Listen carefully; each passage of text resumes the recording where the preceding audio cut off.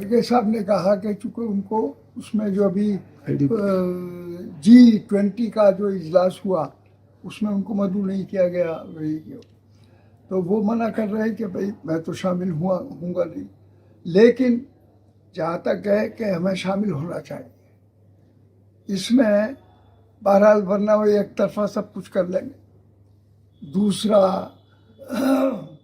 यानी उसके खिलाफ जो कुछ भी है वो सामने नहीं आ सकेगा।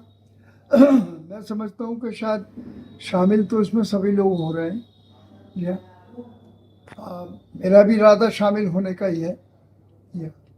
क्या खास बात रहेगी, किस तरह से बुलाया, क्या समझ रहे हैं इसको, क्यों विशेष बुलाया जा रहा है इसको? ये तो उनके सामने 24 ये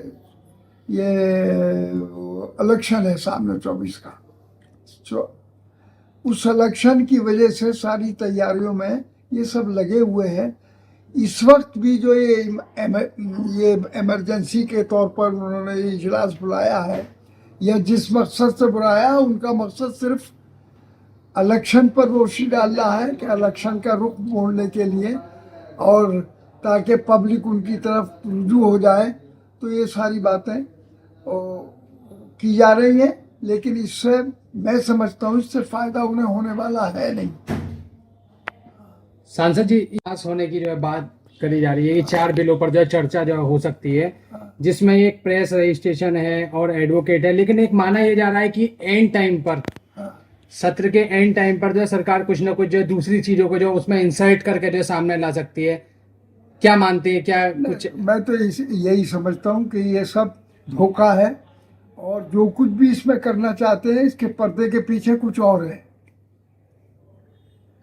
ऐसी कौन सी चीजें आपको जो है आशंकाएं जाहिर हो रही हैं जो कि ये कर सकती है गवर्नमेंट जो है इन चीजों को? अब ये अपना इससे माहौल बनाना चाहते हैं, अपना इलेक्शन का माहौल बनाना चाहते हैं, और हालात को अपने साजगार बनाना चाहते हैं। चूँकि हालात ख़राब है, अपोजिशन एक जगह इकट्ठा हो चुका है, और इसमें ये कहना कि मायावती और ये क्या नाम है इनका, उवैसी साहब है, अगर वो इसमें शामिल नहीं हो रहे किसी वजह से, ये तो वो जाने क्यों नहीं हो रहे। लेकिन जहाँ तक संगठन का ताल्लुक है, संगठन में बहुत मजबूती आई है, और जो उसका आपस में गठजोड़ हुआ है, जो उसमें इंडिया पार्टी का नाम रखा है, इससे तो बीजेपी खुद ही घबराई हुई है, समझ गए। तो और अगर ये भी शामिल, वैसे मैं तो यही गुजारिश करूँगा इसमें मायावती भी और वैसी साहब भी और जो भी सभी लोग, हम जितने भी अपोजिशन के, सबको शामिल होना चाहिए। ओबीसी साहब कह रहे हैं कि हमें गठबंधन में शामिल नहीं किया गया है, गठबंधन बिना हमारे जीरो के बराबर है, जब तक हम शामिल नहीं होंगे तब तक ये शून्य भरा नहीं जा सकता, और हम तीसरे मोर्चे की तैयारी कर रहे हैं।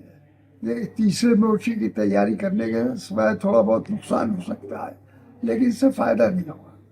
अगर वो ऐसा करेंगे तो मेरी राय ये है कि उनसे भी गुजारिश है कि वो भी इसमें ही काम करें, इसी को मजबूत बनाए। बीजेपी जो गठजोड़ बन चुका है अपोजिशन का, तभी फायदा हमें और आपको, उन्हें भी, सबको जब फायदा पहुंचेगा।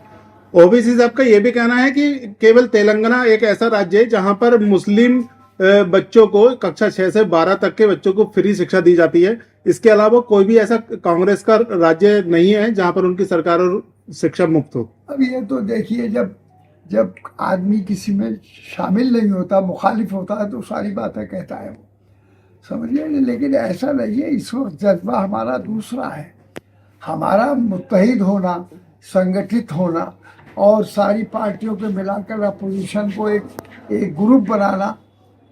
तो इससे ही बीजेपी हट सकती है, और इस तरीके से हम अपनी अपनी राय अलहदा करेंगे और अपनी यानी ताकत को बांट देंगे, तो हमें नुकसान हो जाएगा।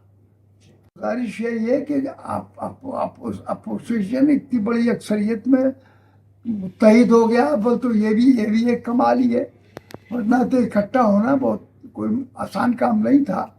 तो जब मुत्तहिद हो गया है एक प्लेटफार्म, तो हमें उसी प्लेटफार्म की मदद करनी चाहिए, अलहदा कोई संगठन नहीं बनाना चाहिए। भारतीय सेना का कहना है कि हमने